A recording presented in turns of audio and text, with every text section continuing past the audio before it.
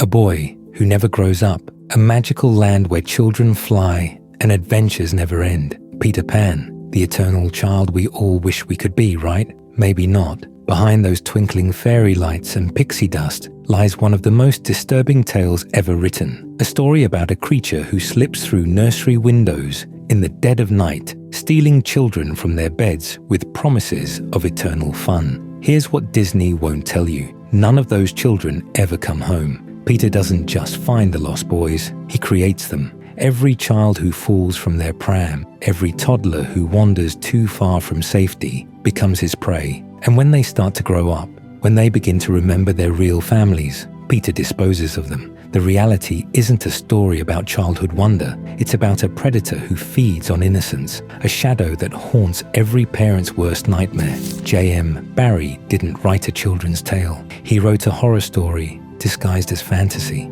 The real Peter Pan isn't the hero you remember. He's something far more sinister, something that belongs in your darkest dreams. Welcome to Buried Tales, where tonight we fly to Neverland to uncover the truth that's been hidden for over a century.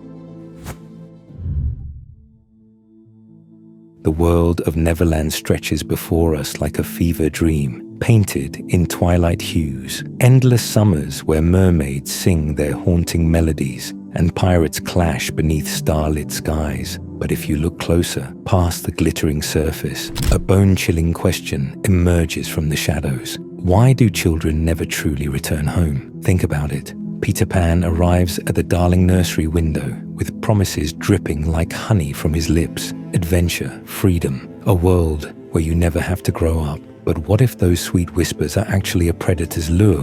What if the lost boys scattered across Neverland aren't just forgotten orphans playing eternal games, but something far more sinister? Victims, stolen from their beds, their families, their entire lives. And then there's Captain Hook. We've been trained to see him as the monster, grim, vengeful, with that cold steel where his hand should be. But what if everything we've been told is backwards? What if Hook isn't the villain prowling through this story, but a desperate hero, a demon hunter tracking a malevolent force that wears the innocent face of a boy?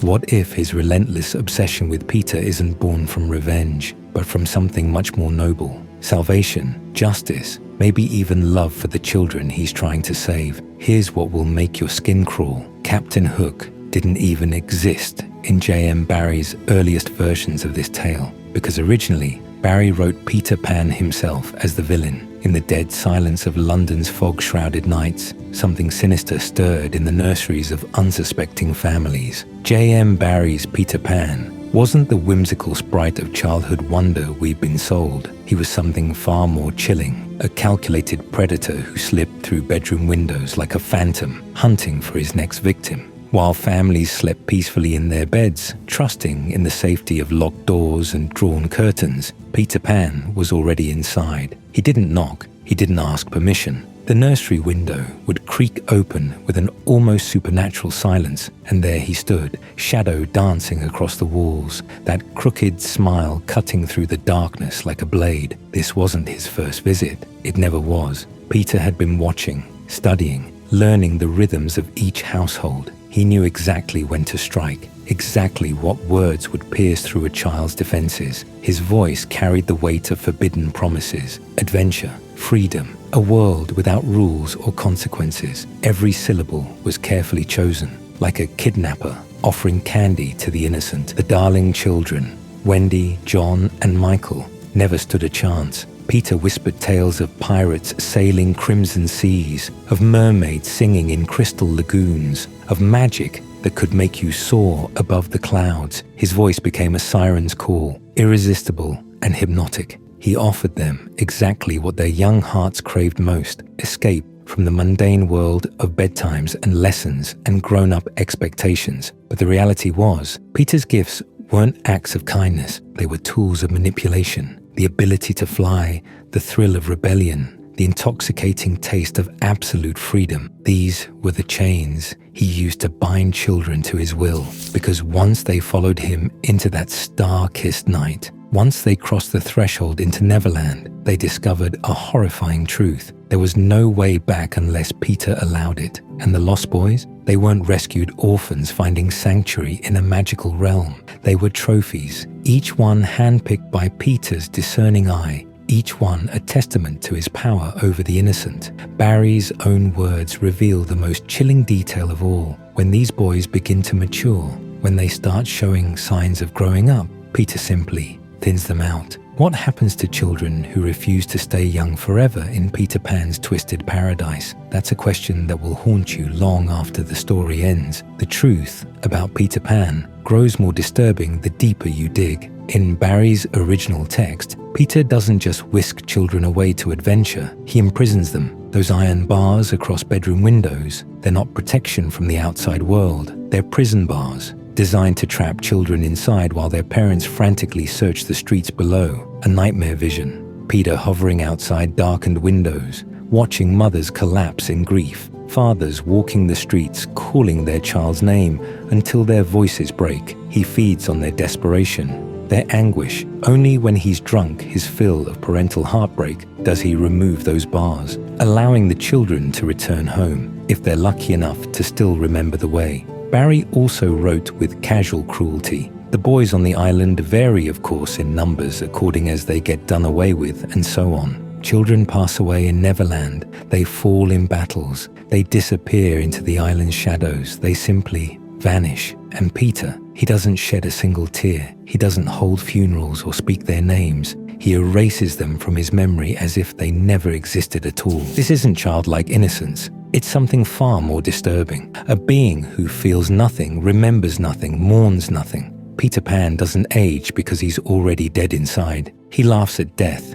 plays with danger, and treats human lives like toys to be discarded when broken. What we've been calling eternal childhood might actually be something else entirely. A hollow shell wearing the mask of youth, forever hungry for new victims to fill the emptiness where his soul should be. And then there's the question that haunts every adaptation. What exactly is Peter Pan? The truth is far more unsettling than any movie would dare suggest. In Barrie's earlier work, Peter Pan in Kensington Gardens, we get our first glimpse behind the mask. Peter isn't described as a lost boy or a mischievous child. He's called a betwixt and between, something caught between worlds, neither fully bird nor boy. He's raised by fairies, speaks to creatures, exists outside the flow of time itself. Those pointed ears that appear in later adaptations, they weren't Disney's invention. They were visual clues to something far older and more dangerous lurking beneath the surface. In Barrie's original notes, the ones buried away from public performances and sanitized retellings, Peter Pan isn't described as a charming rogue or eternal child. The author used a very specific word to describe him: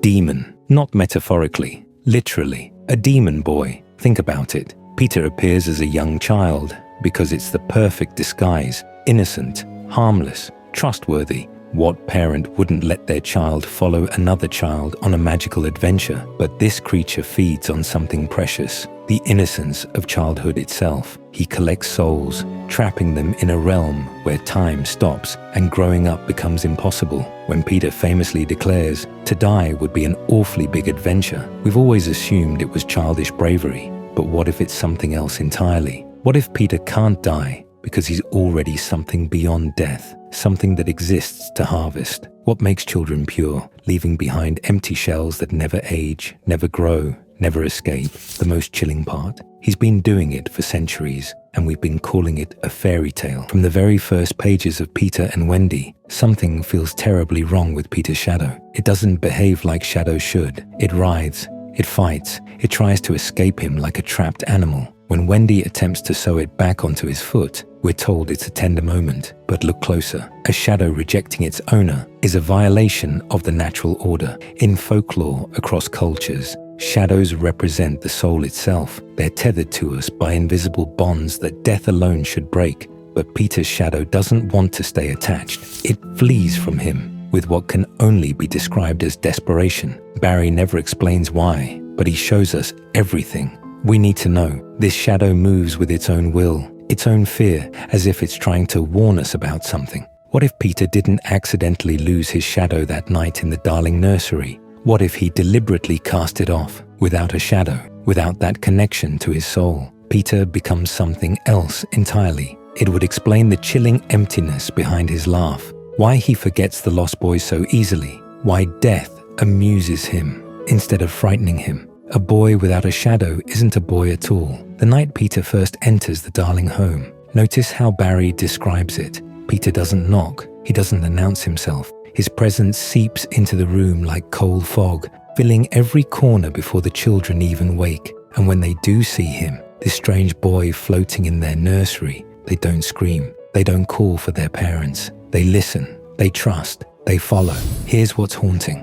What kind of children willingly climb out a third-story window with a complete stranger in the dead of night? Even the most adventurous child has survival instincts, unless something much darker was happening. Unless Peter's voice, always described as impossibly melodic, hypnotically light, was doing more than just talking. Unless it was weaving a spell with every word, designed to strip away reason, to dissolve the bonds of home and safety, to make the impossible seem not just reasonable, but irresistible. Neverland promised paradise, but paradise has a way of rotting from the inside out, doesn't it? The longer you stare into that magical realm, the more the fairy dust settles, and the more you see what's really lurking beneath the surface. The Lost Boys never grow up, but they also never leave. Think about that for a moment. Peter doesn't guide them as a friend or even a leader. He collects them like trophies on a shelf. When one falls in battle or dares to age, Peter doesn't grieve.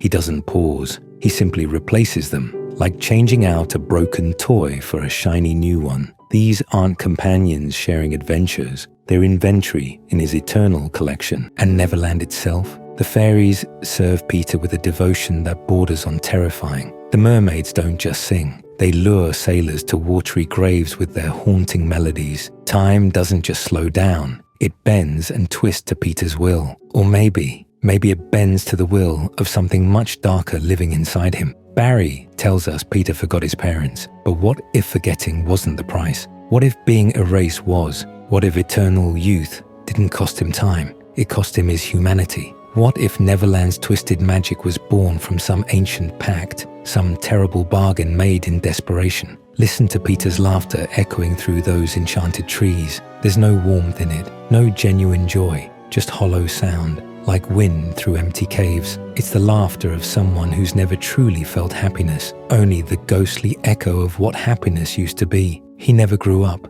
not because he couldn't, but because something wouldn't let him. This wasn't a gift, it was a curse disguised as a dream. Even his name whispers the truth. In ancient mythology, Pan was the wild god of the forest, half man, half beast, luring unsuspecting travelers into madness with his hypnotic pipe music. He represented freedom, yes, but also primal fear. The very word panic springs from his name. Barrie knew exactly what he was doing when he chose that identity. Peter wasn't just some lost boy who refused to grow up. He was a force of nature, untamed, unpredictable, and perhaps completely unknowable. He didn't just take children to Neverland. He stole their futures, their potential, their very names, trapping them in his gilded prison while the world moved on without them. Every predator follows a pattern, and Peter Pan was no exception.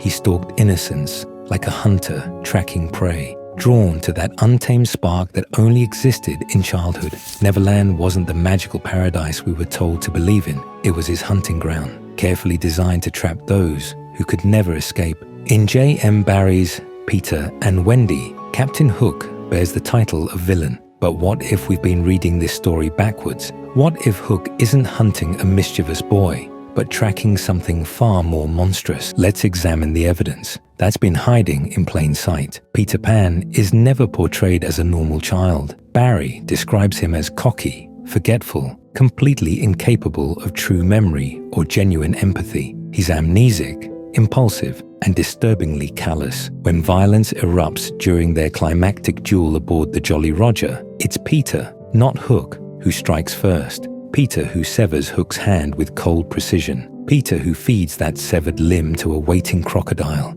turning the beast into Hook's relentless stalker. Not heroism, but calculated cruelty from someone who should still be learning his alphabet. The captain emerges as refined, educated, an Eton and Oxford man who values culture, intellect, and sophistication, not the mindless brute we've been conditioned to expect. This isn't mere vengeance driving him through Neverland's waters. This is something much more deliberate, much more desperate, and much more terrifying. In the most chilling versions of this tale, the lost boys don't remain children forever. They grow up, and when they do, something far darker unfolds. They become pirates. But here's the question that should keep you awake at night. Where do all the grown-ups in Neverland actually come from? If time truly stands still, if aging is impossible, then why does Peter constantly need fresh recruits? The answer lies in a truth so disturbing that Disney would never dare touch it. Captain Hook might not be Peter's enemy at all.